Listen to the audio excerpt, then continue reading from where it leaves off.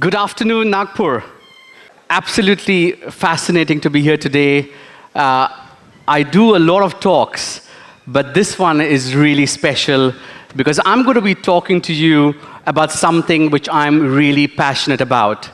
And just a few days ago, I did an event in Goa, which is the passion what I have, and I presented a quote in Hindi, which is अंधेरे को कोसने से बेहतर है एक दिया जलाना.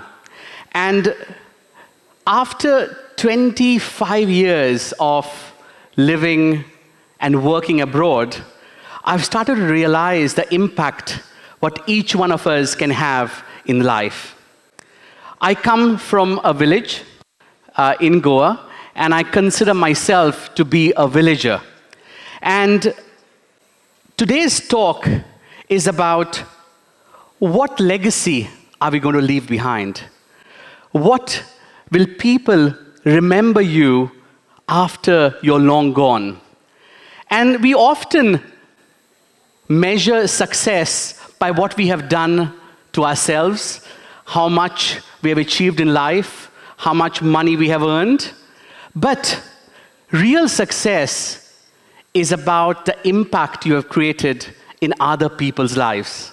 And when I started off in Goa, in a village, and I went abroad after my graduation in 2003, like most of the young people, I was thinking, India mein kya hai? Let's go abroad.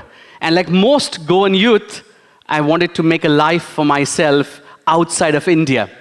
I went to the Middle East, spent a decade there.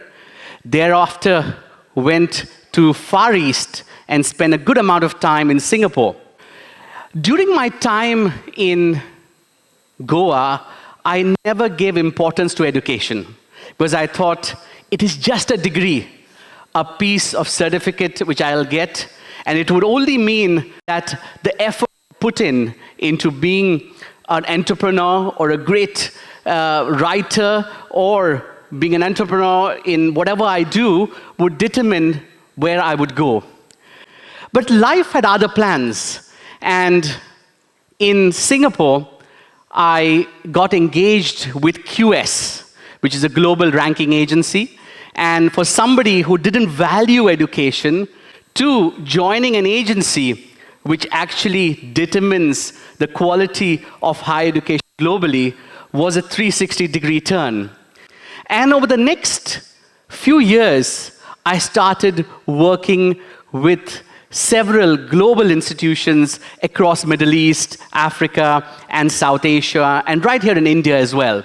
But I had already left India, and I used to come to India as a tourist, visiting a few institutions, going back home, back in Goa. And during my time at QS, and even today, I'm thinking, the impact what education can have on lives is much deeper than what I thought when I was in school. And with that in mind, to the next few years, I started coming to India very often. And the first thought when I left India was, India mein kya hai? And the life and destiny had other plans. I wanted to make my life abroad. I applied for a permanent residence in Singapore because I love Singapore and I spent so many years there. And I thought I would settle myself in Singapore, get the Singapore passport, and be a Singaporean. But as destiny had other plans, I was brought back to India by QS to establish our India presence. And over the next few years, we established our presence in India with over 300 people based in Bangalore and Mumbai. But that was on a professional side. I came back to Goa this time, not as a tourist, but as a resident. And I went back to my school in our village, and I seen the state of the school as what it was when I left Goa and what it is now. There wasn't any difference. And I thought to myself, is this what I would like it to remain as? Is there something better I could do?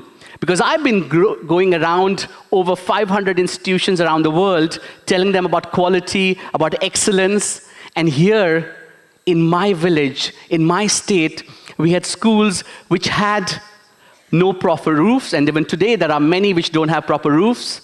Water dripping through the ceiling into the classroom, benches broken, no toilets. And when I was thinking about that, a memory from my primary school came to me. I used to avoid going to the toilet when I was in primary because the toilets were not usable. There weren't any doors. And that really hurt me. Being a global educator, seeing the state of where my village and my state is, really got me to think that all the success I have earned, does it mean anything if I can't impact the place which brought me up? And that is when I read about two people. And those two people, you might know them, Armstrong Pame, who's also known as a miracle man of India. He built on his own 100 kilometers of road in a remote part of Manipur with funding through crowdsourcing and through the community. And I was amazed by it. Armstrong now is with the Ministry of Education managing international relations. And then also I read about the person called Harakela Hajabba from Mangalore. He was embarrassed at one point in life because he couldn't speak English. A foreigner asked him something in English when they were visiting Mangalore, and he couldn't respond. So what did he do himself? He started selling oranges, and from earning 150 rupees a day, he set up a school which today educates hundreds of children and has educated hundreds of children. So my thought was, what could I do? Leveraging my international connections, leveraging the universities in India, leveraging the friends I have built over many years, because I realized if I can't leave a legacy behind in the place where I am from, that means nothing for all the success I have earned in the last few years. And that is really what has driven the last 3 years of my life. While I work at QS, I visit global universities. I believed it was homecoming. And that's the use of AI to generate this image, which was, of course, Swadesh. And it was, I didn't go in a boat myself there, but Goa has a lot of water. So it was me having that deep introspection on what am I going to do for the place which has given me all I needed to go abroad and make life. And with that, I tried to convince my life partner, my wife, and I said, let us do something. Let us support these schools. Let's support our Goan youth by creating something which will empower these schools as a private entity. And sometimes we realize, or we think, that this is the government's job. This is not our responsibility. But it is everyone's responsibility to ensure we give back to the place where we belong. And change starts with small. And it was difficult to convince Amelia to be with me on this journey because we were all busy with our lives. Once you go out, once you graduate, you all have your lives, all of you want success. But the real success for me was starting PACT Foundation in 2023. And with PACT Foundation, we started working with rural schools to be able to, whatever minimal resources available, to support these schools to get as simple requirements like water taps, toilets, as big as smart learning, fixing the roof, and giving our students, the place where I come from, a little bit of dignity in the learning process. And that gives me great joy because besides working with global universities at QS, I'm invested in the place in Goa. And of course, I'm from a village called Aldona. And the change, of course, started small. But today, I can see that PACT has worked in the last 2 years with over 20 schools impacting the lives of 6,000 students in Goa. And this is without any government support, without any support from corporates or other partners, but purely with the intention to support these young people. And today, I can proudly say that Amelia, who's joined, my life partner, has joined this as a co-founder and is doing this full-time. And the plan is to even impact many more schools, many more children. And just 2 weeks ago, I thought, I already converted one person to do this mission. Can I convert 100 people in Goa to give back? And with that, we launched the Goa Super 100 Scholarship.